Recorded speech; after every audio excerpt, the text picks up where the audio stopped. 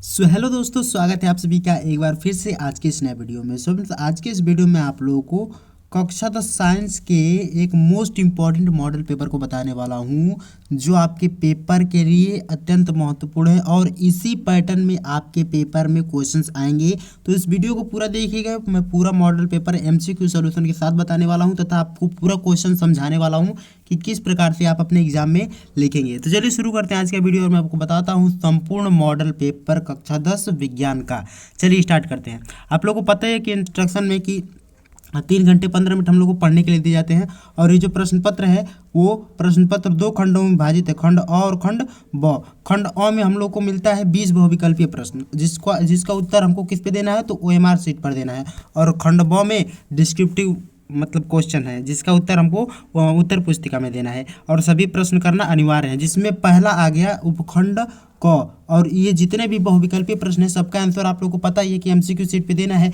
तो देखिए किस प्रकार से एमसीक्यू सीट पे भरेंगे आप लोग, मैं आपको केवल एक बता देता हूं कि किस प्रकार से भरा जाता है। जैसे यहाँ पे पहला क्वेश्चन दिया गया है कि प्रिज्म से श्वेत प्रकाश की किरण के गुजरने पर सबसे अधिक विचलन होता है। कौन से रंग का सबसे अधिक विचलन होता है जब उसे प्रिज्म से गुजारा जाता है? तो यहाँ पे जो बैगनी रंग है ये इसका राइट आंसर हो जाएगा, मतलब कि ए का डी। यदि पहला प्रश्न दे दिया ऐसे तो इसके 4 ऑप्शन रहेंगे, ए बी सी और डी। ये भी डी ऑप्शन, और सभी का क्या रहेगा, ऐसे गोला करके दिया रहेगा। तो जो ऑप्शन सही है इसी को क्या कर देना, आप लोग को काली पेन से पूरा काला कर देना है। ठीक है, तो यही हो गया ओएमआर शीट। तो आपको इसी प्रकार से अपना उत्तर देना है। तो पहला क्वेश्चन का हो गया ऑप्शन डी सही। नेक्स्ट क्वेश्चन देखते हैं, क्वेश्चन नंबर सेकंड। देखिए question number second numerical based है और न्यूमेरिकल बेस्ड भी क्वेश्चन आपके एग्जाम में आएंगे। ठीक है, तो तैयार जरूर कर लीजिएगा। क्वेश्चन नंबर सेकंड में दिया गया है कि 20 सेंटीमीटर फोकस दूरी वाले उत्तल दर्पण के सामने 20 सेंटीमीटर दूरी पर स्थित वस्तु का प्रतिबिंब बनता है। तो जब आप इस न्यूमेरिकल को सॉल्व करेंगे तो जहां प्रतिबिंब बनेगा उसकी जो स्थिति होगी वो होगी अनंत, मतलब ऑप्शन सी इसका राइट आंसर हो जाएगा।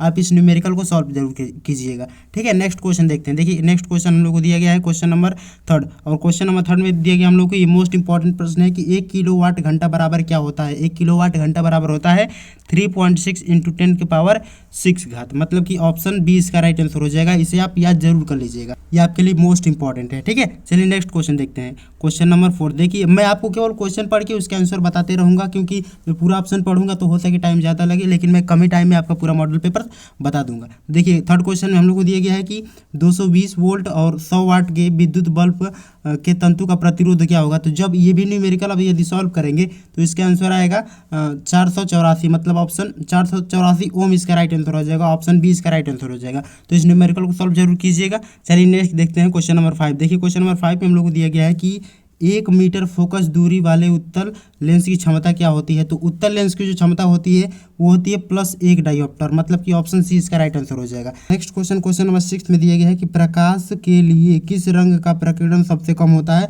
तो प्रकाश के लिए सबसे कम जो प्रकीर्णन होता है वो रंग कौन सा है, तो लाल रंग है। लाल रंग का जो प्रकीर्णन होता है सबसे कम होता है। ठीक है, चलिए नेक्स्ट क्वेश्चन, क्वेश्चन नंबर 7 देखिए ये दिया गया है।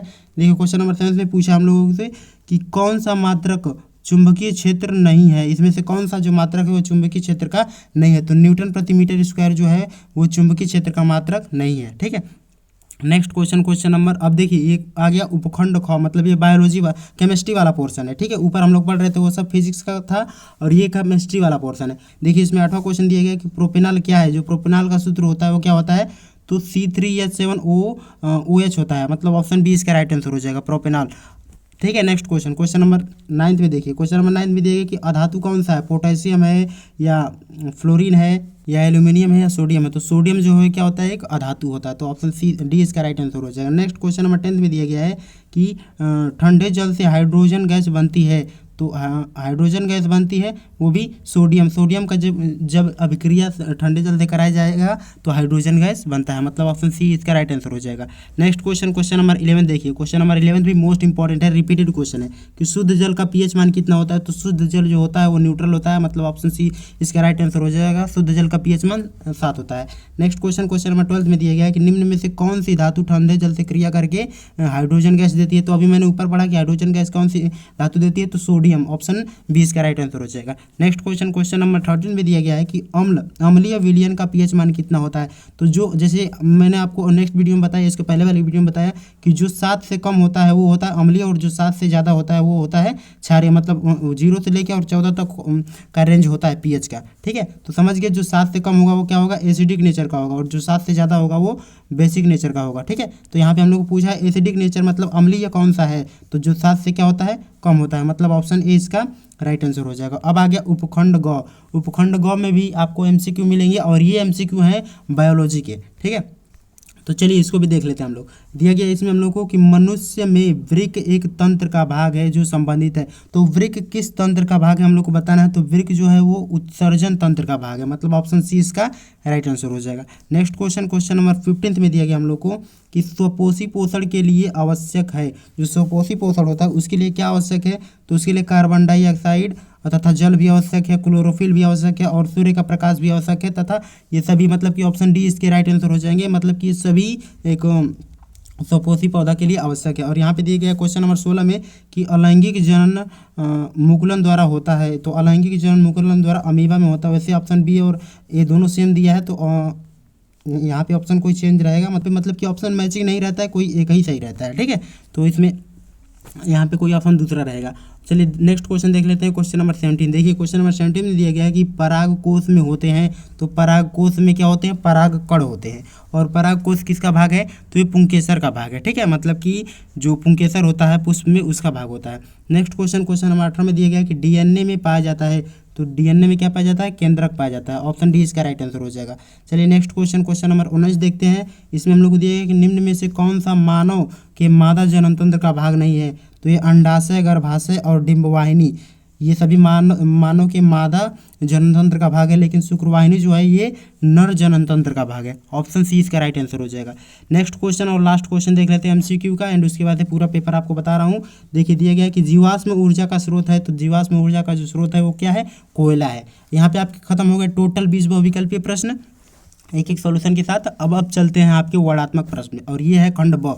खंड ब में हम लोग को वर्णात्मक प्रश्न पूछा जाएगा। सबसे पहले आएगा उपखंड क, जिसमें हम लोग को फिजिक्स का पोर्शन आएगा। फिर आएगा उपखंड ख, जिसमें आएगा केमिस्ट्री का, एंड उपखंड ग जिसमें आएगा बायोलॉजी का। तो चलिए देख लेते हैं फिजिक्स वाला मतलब उपखंड क। इसमें हम लोग को पहला क्वेश्चन दिया गया है 2 नंबर का कि उत्तल दर्पण के किन्हीं 2 उपयोगों का वर्णन कीजिए। सिंपल क्वेश्चन है। उसके बाद से दीर्घ दृष्टि दोष क्या है, इसके निवारण कैसे किया जाता है, इसको हम लोग को लिखना है। ये 4 नंबर का क्वेश्चन है, मतलब कि दोनों मिला के।